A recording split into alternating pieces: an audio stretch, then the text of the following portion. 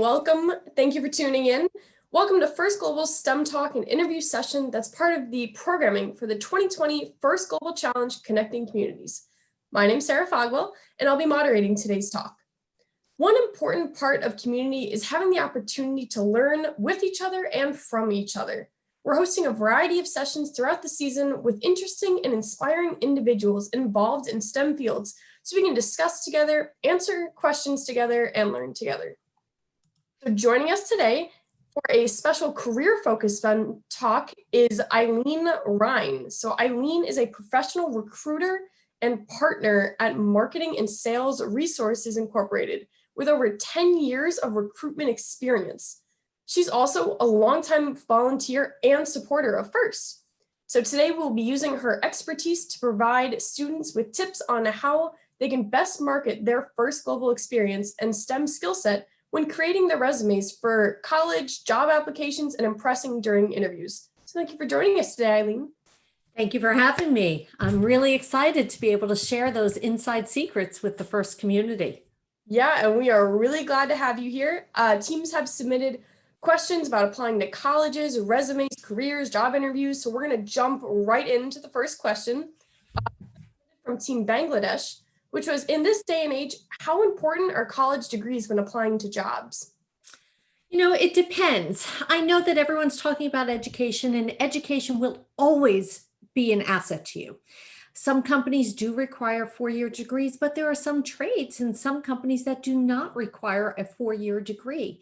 But any education that you can get will always help you and will always give you a leg up.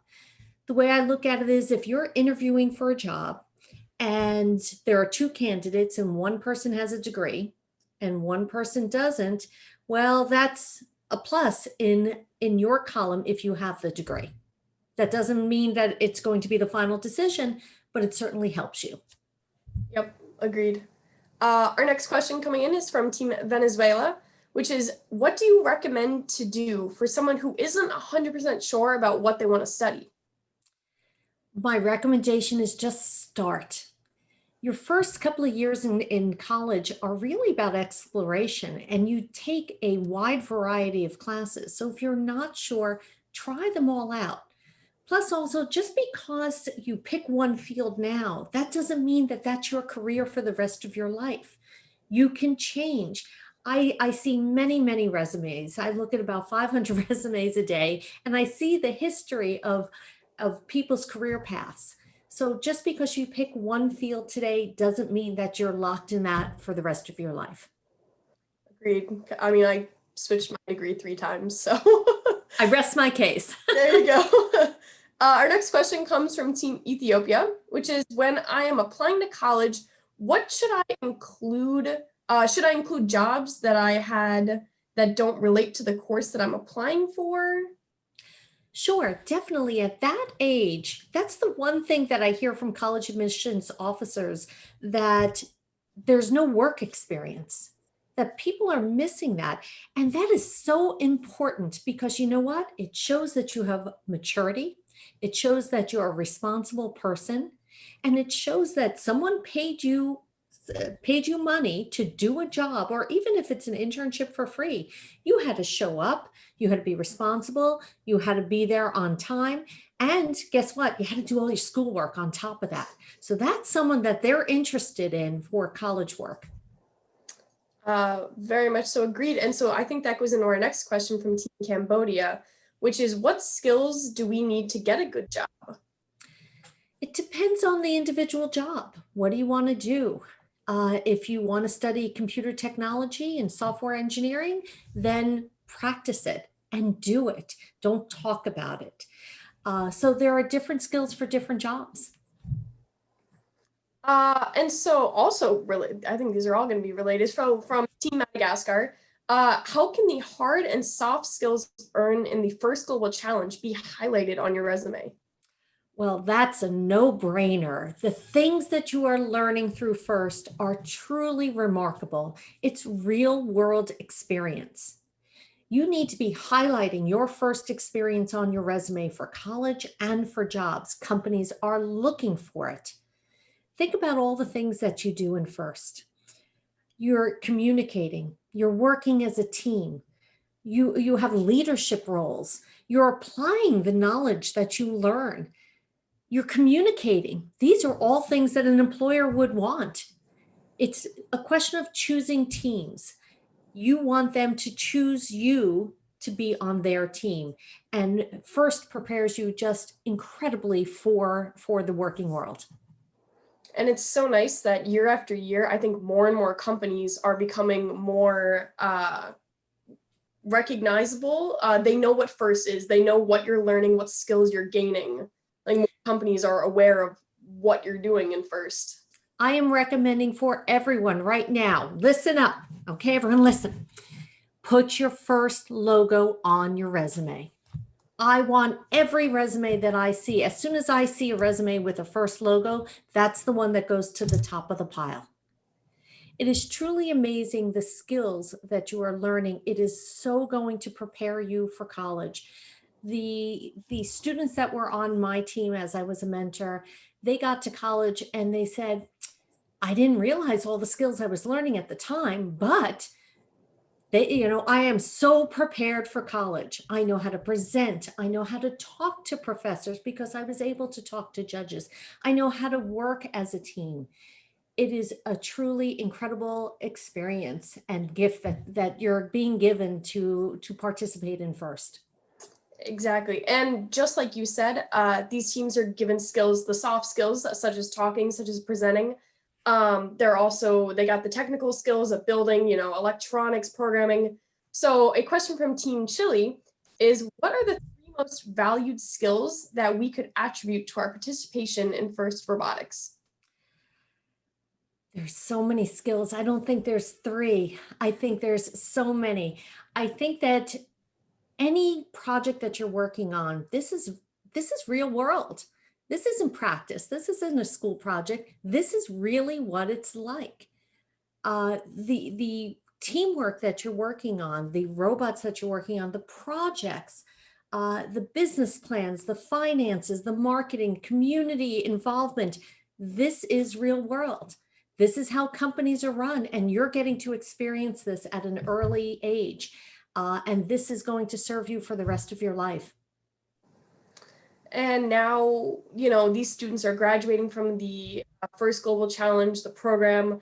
A question from Team Algeria is, what are the usual mistakes that people make during the process of writing a resume or applying to a scholarship?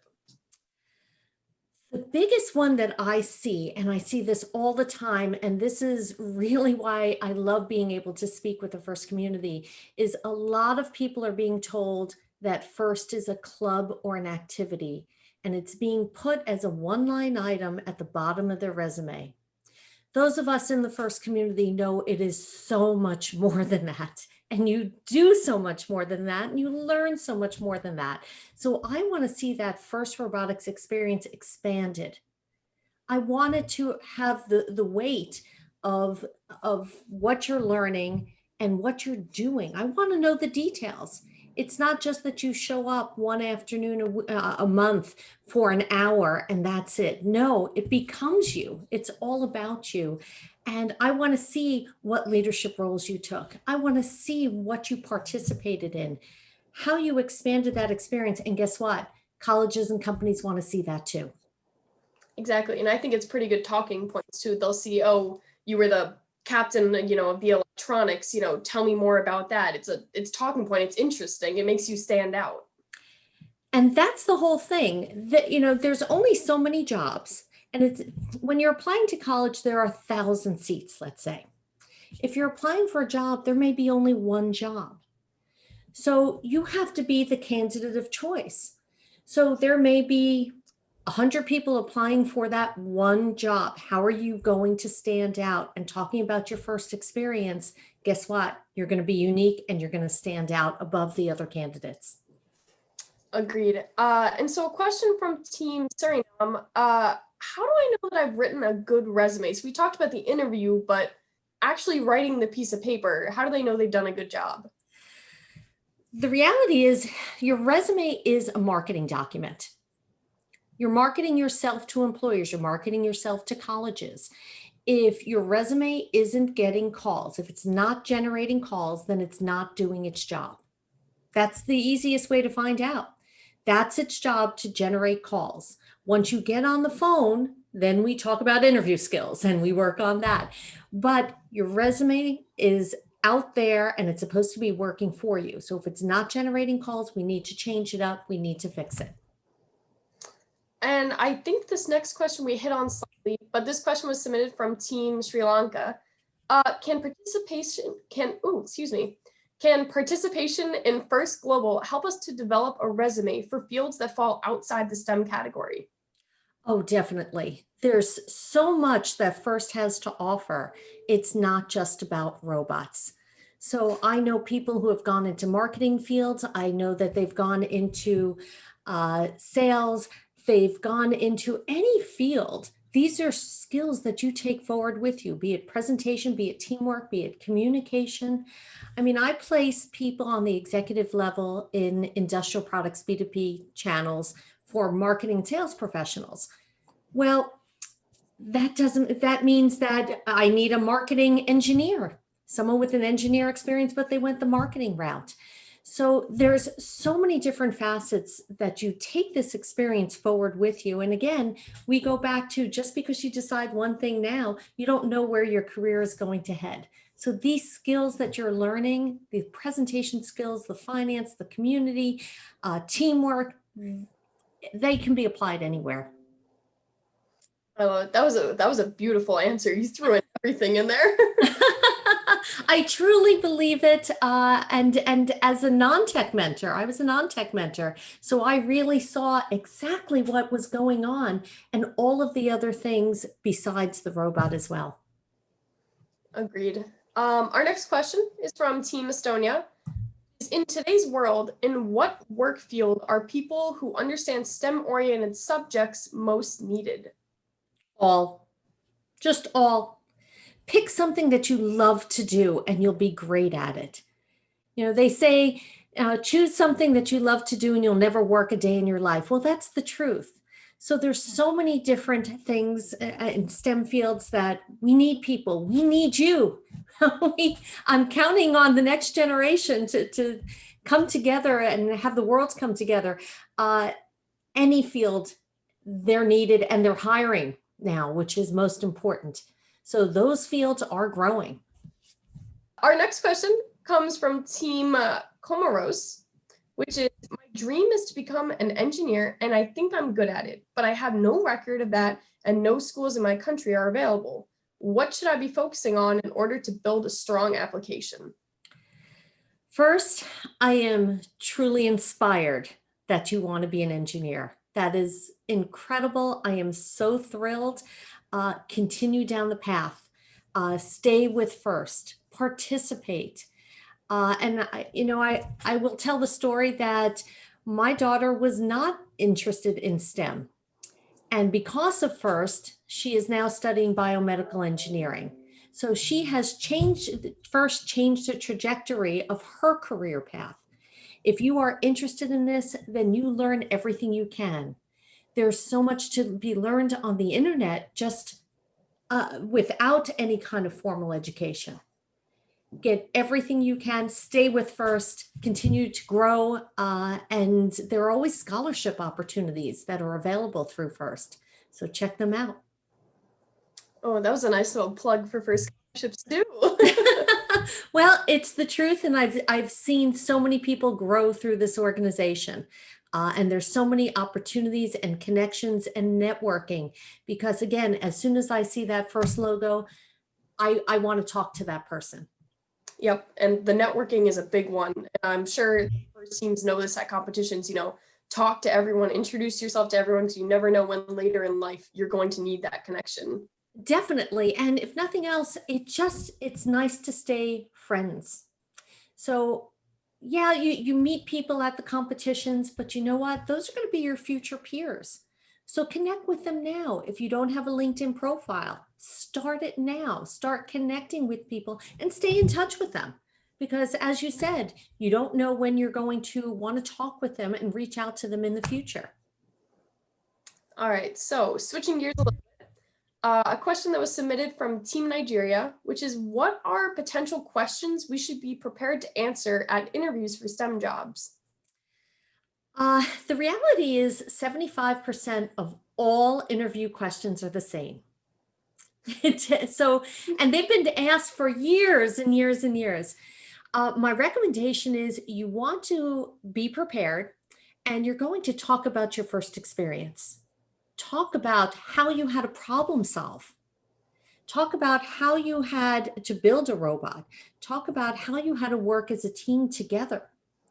Talk about, gee, you stepped up to a leadership role. Maybe you had an issue with someone on the team. See, not everything is perfect. Okay, sometimes we have conflict. How did you deal with that conflict?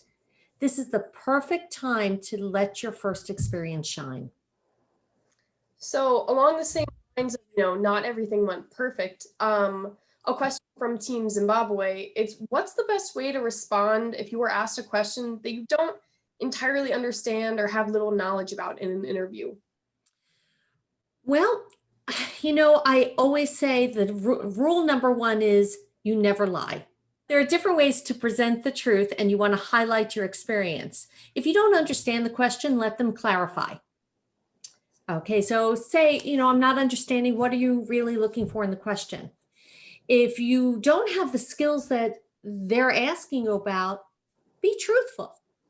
Okay, because the reality is if you get the job and you say that you had a skill and you don't, then guess what? You're not going to last very long. Or they're going to wonder, what else did you fib about? So it's better to be truthful. Plus also companies do check your skills. They check your background. We had a candidate once who said they had a degree and they were 2 credits short. Well, guess what? That executive didn't get that job. So they treat applications as legal documents. So you really need to be telling the truth. But any skills, look, you're so prepared and you have so much to offer based on what you already know and what you know through first. Highlight your attributes. Talk about it. So highlighting your attributes leads us into our next question. From Montenegro, what is the best way to impress someone during an interview? You need to walk in with confidence, and that's not always so easy. Some of us get really nervous. That's okay.